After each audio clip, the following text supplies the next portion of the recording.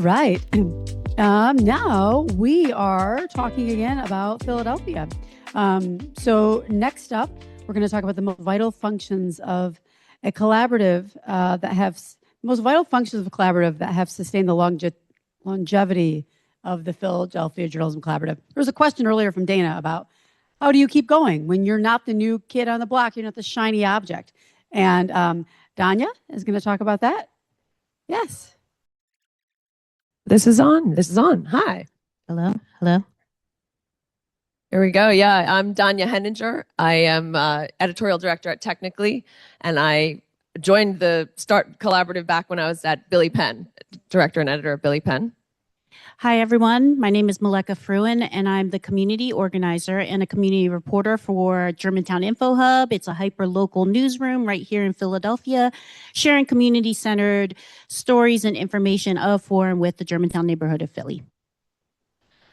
And so you saw this earlier, but one of the great things about the PJC, the Philadelphia Journalism Collaborative, is that we have so many different kinds of outlets and a lot of community outlets and a lot of small outlets.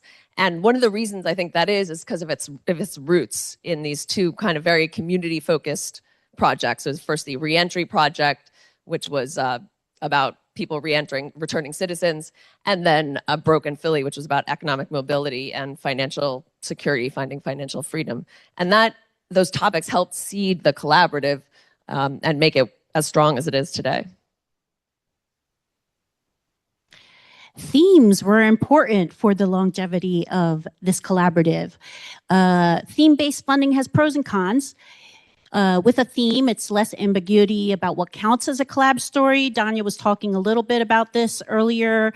Sometimes when you're in a collaborative, it's difficult to figure out exactly what counts for a story. So sometimes a theme can work in that way. Easier for non-traditional newsrooms to participate.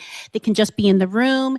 Transforms open secrets into tangible, meaningful discussion and deep dives using real experiences. What does that mean?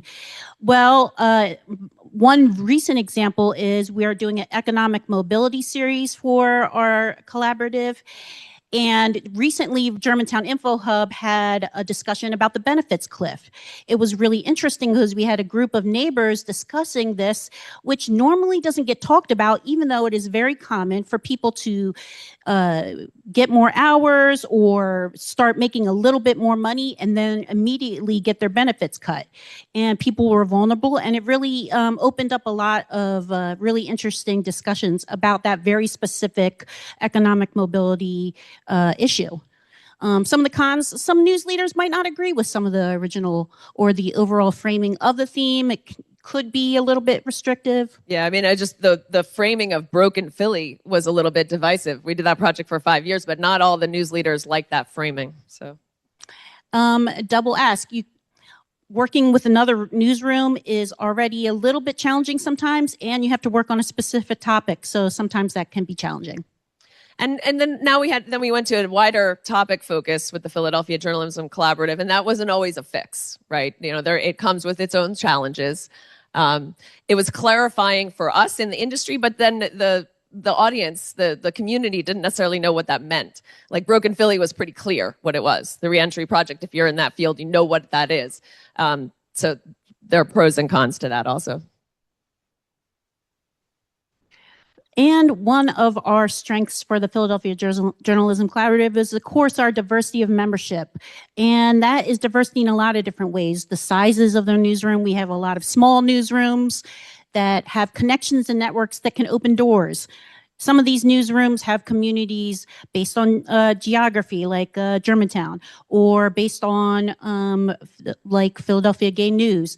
Specific communities that can really do pathways to very specific kinds of reporting. But then there's also larger outlets that have resources to support the sourcing. Also the medium, a single story told across text, audio, video, social, live events, reaches a wider audience in more accessible ways. Some of our newsrooms are very specifically in video or in audio, and some of the other newsrooms that may not have those specific skills can use that to tell these different stories in all these different ways.